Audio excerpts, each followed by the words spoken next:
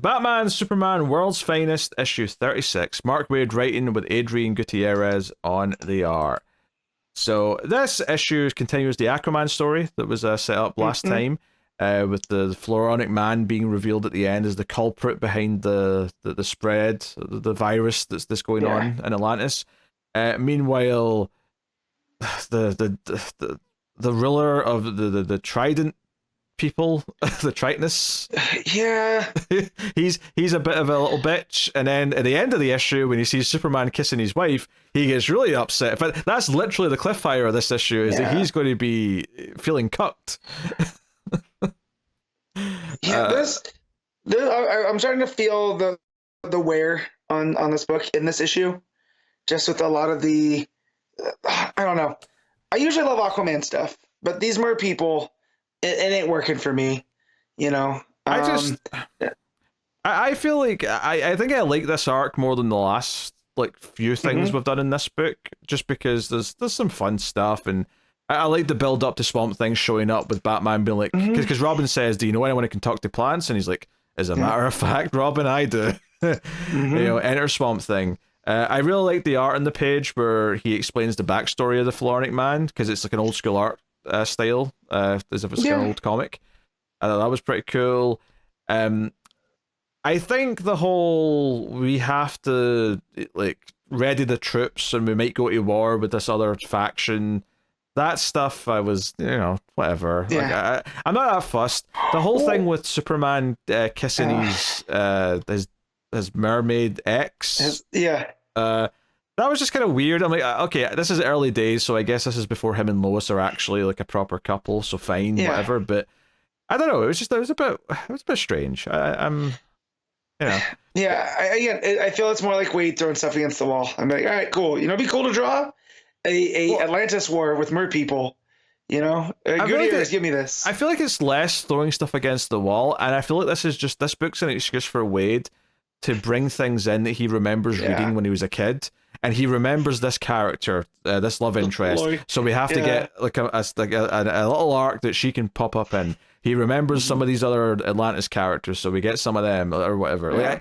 That's what it feels like. It feels like he keeps having excuses to just pull obscure things that he's read from his past into the books, which is fine. But it definitely, this book definitely feels like it is Wade's sketchbook of just different ideas that aren't as developed as some of his better stuff that he's written. Yeah, for sure. And you read this and Batman and Robin year one back to back, your days are getting whiplash. It's so wild those books keep coming out the same week every month, because I always read this first just because I go up to Batman and Robin. It's an arc up. Well, and just the stuff here with Superman and Aquaman and that whole thing of he can't help Arthur because the people already don't trust Arthur, so we can't have an outsider. And I was just like, oh my God, I'm tired of the Atlantean politics like this. It's well tread ground. I expect Wade to do something maybe a little bit different, a little more interesting, so this was just kind of like it's fine. But I do appreciate Gutierrez's art though, because again, drawing all this stuff, it looks great. Like you mentioned, the Floronic Man stuff, the coloring's different, the inking's a little bit, given that old school vibe.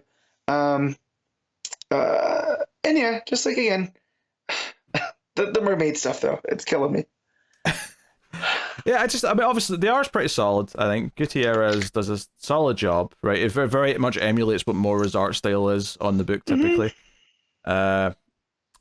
Swamp Thing showing up's cool. I like Robin's the diver mask that he's got. Yeah. Because Batman's is just he's just Batman, but he's got a sort of glass bit over his mouth. Robin's got a full head thing with two hoses coming out of his breather.